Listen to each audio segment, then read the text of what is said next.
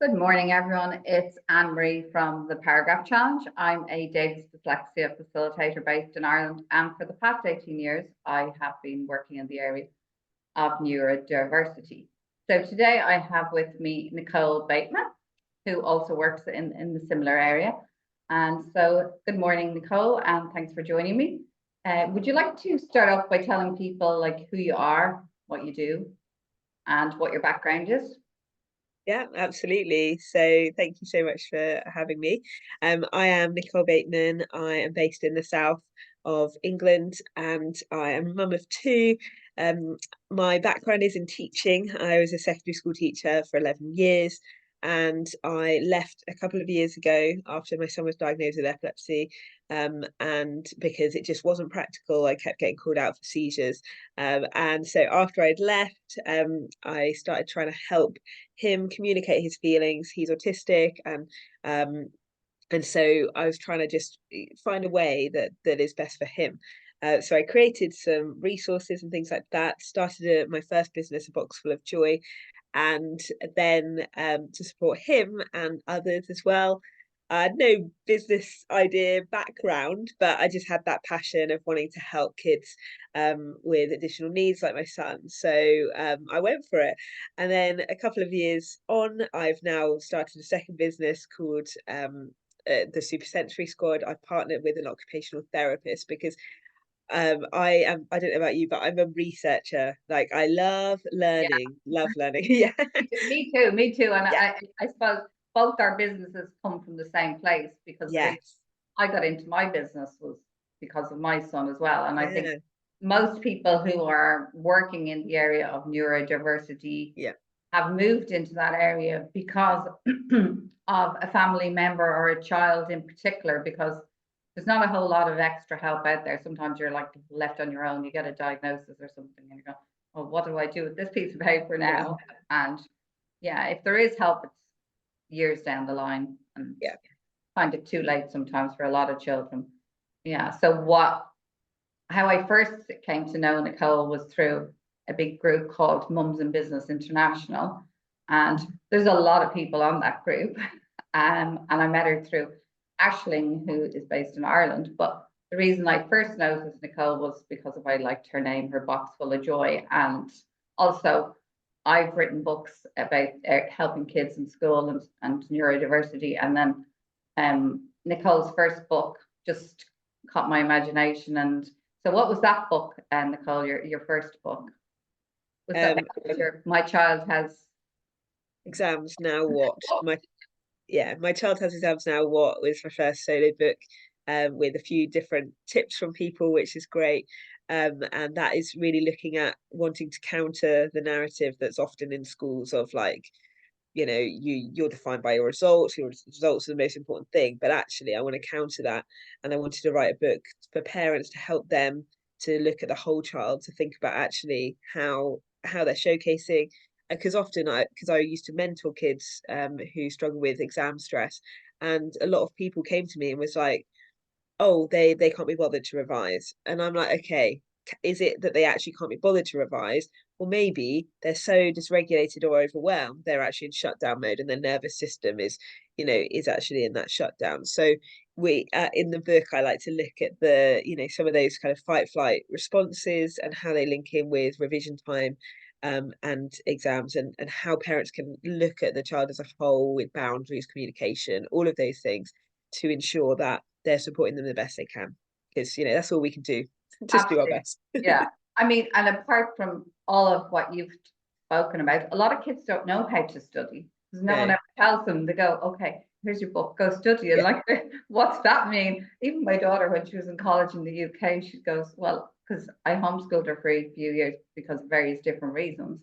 Yeah. And she said, I mean, she just worked on her own. But then when she was told to go, when she was in college, and they'd say, okay, you've to study now. She go, but what study? Like, Yeah. are they not going to give us a class on like how you make notes or So on piled on top of all the emotional feelings that they have, they don't a lot of the time have the skills either. So it's kind of a catch-22. I was watching a teenager in America who's in his final year of school, and wow, what a different experience because he said he's in his last semester and his mom was interviewing. She goes, "What's that like?" And he goes, "Oh, very relaxed and chilled. We're doing photographs in it." I said, like, Wow. just so far apart from Ireland and the UK. Like here, it's like you're working up to exams. It's pressure, pressure, pressure. You should be studying 6 hours a night. I Yeah, mean, would you see an adult studying 6 hours a night after they come home from work? I It's know. like it blows your mind sometimes. And then you collaborated with a bunch of other ladies, didn't you, on two more books? Yeah. Um, so what were they about, Nicole? Yeah, they were called Letters to My Teenage Self. So I wanted to create a book that was a mixture of stories that can link to lots of different people and resonate with them, to help them feel seen, like teenagers, feel seen and heard in their struggles, but also give them hope for the future, because they're hearing from other ladies that have been through it already and they're out the other end. So yeah, I collaborated with loads of, there's 12 13 of us in each book, and we all wrote a chapter. And yeah, it was an empowering experience being part, like bringing all those women together, and then also writing the book.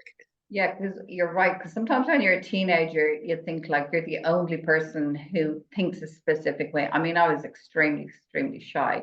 I was very happy, but very, very shy in school. And so I stuck to my little group, Yeah, and I was fine.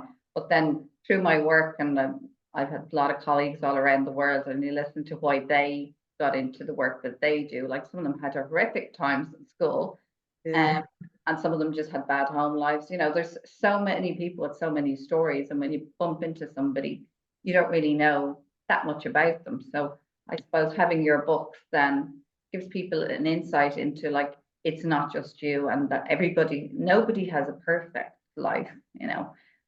Instagram and TikTok and all might look like you do. yeah, And a yeah, lot of absolutely. pressure.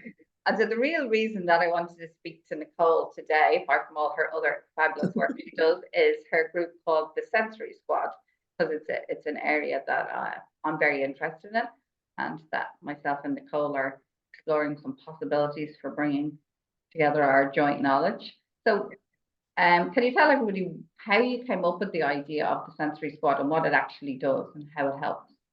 Yeah, absolutely. So since, with the research mind of this, thinking about looking how to support my son and trying to understand his sensory needs and preferences and all of those things, I then met Kate Smith, who's an occupational therapist, in a mastermind through Mums in Business again with Leona Burton. And we were like, oh wow, we want to, she's very passionate, she's 17 years an occupational therapist, so she's got so much sensory knowledge and it's amazing.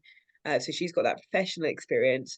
I've got that lived experience as a mum and trying to support my son, and the research and things like that I've done, plus then teaching.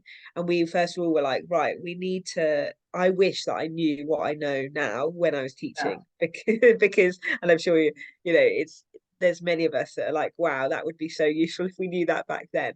But we know it now, so that's what we've got to work forward from. Yeah. So it's I was like, this would be so useful for teachers and things like that. And Kate really wanted to help and support teachers and parents to just make sensory processing more accessible.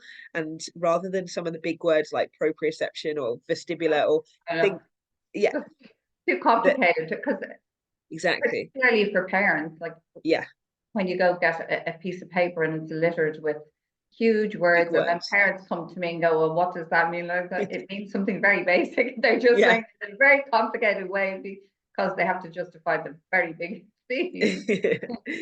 So we were like, right, how can we simplify like these Yeah, other things? These are the 8 sensory systems, because to be fair, until I researched started researching things, I didn't know there was 8. Many people are like, the what can you touch, smell, taste, hear, see, as the 5, but actually there's 3 others. So how can we simplify that? How can we make it engaging for kids? And both mine and Kate's kids, they both love penguins. So we were like, yeah, let's make good penguin starting place. characters. Yeah, because we were like, what characters should we do? And that's the reason when people ask us, it's like, because both our girls specifically love penguins. So we created those. We found a great illustrator to put our ideas on paper, and then the Super Sensory Squad was created. So it's 8 penguin characters that link to the 8 sensory systems to help kids, parents, educators understand those sensory systems, their sensory preferences, and then how that links to emotional regulation. Because making sure that kids' sensory needs are met and they feel safe, secure, is a precursor to emotional regulation, which is a precursor to learning. Like if Yeah, that, 100%. like, yeah, Yeah. I you've mean, got to get that in the foundation. You've got to get the foundation in, haven't you? yeah, you absolutely do. If kids don't feel safe and secure, you're wasting your time trying to teach them absolutely anything. And I think it'll be a huge benefit to teachers. And I know because a lot of my colleagues are teachers as well and got into this work for the same reason you Yeah. did. That you know, there's something missing in the market, and it's not what teachers are trained in colleges to do. There's a lot of gaps, and that's not their fault. It's the system in most countries.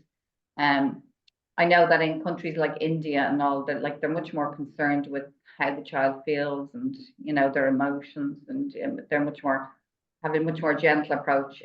I know from my colleagues in India, like that would be their starting point, not trying to shove the knowledge in first, where Yeah. the child hasn't fully developed all their emotional systems. And so, where can people access the sensory squad, Nicole? So the Sensory Squad, the Super Sensory Squad, we are on Facebook, TikTok, Instagram, and our website www.thesupersensorysquad.com. And we have like an online course for parents at the moment called Understanding Sensory Processing Through Stories. That has got kid videos, kid stories. Like we've got our penguins going round Sensory Island, and so because kids learn through stories and through play, and that's Yeah. that's that's what we want. That's what we're based on. We're based on that kind of engaging them, understanding about Flex, one of our characters who holds weights in her hand, and that's about proprioception, which is one of the bigger words. But it's like, well, my son is talking about, well, I'm using my muscles like Flex, because Flex uses her muscles, and then a lot of that using your muscles, that helps with calming, and things like that. So the kids know the characters, they know what they represent, not the fancy words, but they know. And each penguin has a question. You've got the standard questions. Aromi is linking with smell, so her question is, what can you smell? But like Flex is, what can you push, pull, and carry? So it's thinking about, and chill is, how are you feeling inside? So each penguin has a question. The kids know the question. The kids know what the penguins are holding or have around their necks, and they can just make those links with those different things. So yeah, we've got online courses and digital resources Okay. available for families. Excellent. And do you run workshops, or is everything online, Nicole? So at the moment, everything is online. So we run, online workshops and online Okay. courses and things like that. So it's Yeah. accessible to everyone, Accessible to everyone. True. because Yeah. Kate and I are opposite ends of England. She's up in Newcastle. I'm down in Bournemouth. And what age range is it for anyone who needs help? Or do you think there is a specific age range that it's geared towards? So it's geared towards developmentally 4 to 12. Okay. So So that is good age range, isn't it? Yeah, because yeah, some kids develop later, and I suppose if yeah, they haven't had access to content like you're providing, then they could be missing a lot of things, and yeah. so it'll help them, I suppose, get up to speed. So have you got anything else that you're working on at the moment, Nicole? I know you're a busy bee. So I've just started a podcast, which is the Conversations with a Send Mum. So that is to, because there's so many people like myself, who are fighting to get the support their kids needs. We're trying to get an EHCP right now. I think it's a different system, is it, in Ireland, but or EHCPs, Yeah, it's um, not called that, no. not that cool, but we're Well, trying to get I mean, similar thing, similar, yeah. So we're trying to very get hard to that at the get moment. accommodations and stuff. Yeah, yeah. Mainly So because not enough professionals. yeah, So, your waiting ages. And I yeah, mean, The waiting list for assessments is over 2 years. The waiting list, Yes.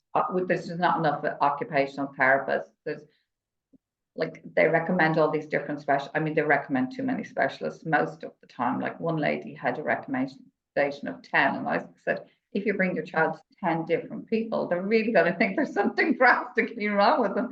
I think the child is dyslexic. Like, I think they don't need 10 different things. And a lot of them are like your sensory squad. You know, kids are not getting out and moving. So like your flex, like one child who came to me who was dyslexic, and I mean, I taught him to jump. The child had no idea how to lift his feet off the ground. He wanted to learn how to dive into a swimming pool. Yeah. Something to do with your coordination. So I said, okay, well, get up and show me how you jump on the ground. What does that mean? And this child was 10. So I showed him. And then I said, okay, we'll go outside on the trampoline. And like, he's standing on the trampoline, still no idea how to actually physically move his body because he was spending all his time on a computer inside. But after a few months, he ended up like being able to swim. He joined a running club, you know, he joined a swimming club. And so the potential was always there. He just had never developed this system. Whereas I think years ago we played tennis balls and hopscotch and skipping. And you developed these different systems, but naturally. But now you have to like train kids how you run, how you jump, because they're just not doing it. So, and people, I think, don't realize the impact that has on learning, because you're supposed to be able to do all of these basic things before your brain is ready to learn. It's not just about, you know, filling your brain with information. It's developing like a whole rounded person. I remember I went to a Catholic school. I can't remember the motto, but when I was in primary school, because it was all in Latin, but it was motto was to develop the whole child, not just, okay, some people are great at school, no social skills, they're not very good at communicating. My daughter went to Montessori school till she was 10, and like the difference in the approach to teaching, it was all about, you know, you learn how to communicate, be respectful, and then you move on to your academics. Anyway, I know you're very busy and you have another meeting coming up, Nicole, and I appreciate you giving up your time. It was really lovely speaking to you. I will, when I post the video and the podcast, I will link Nicole down below. I'm Anne-Marie from the Paragraph Challenge, and it was great chatting to Nicole this morning. Take care. Bye-bye. Bye, Nicole. Bye.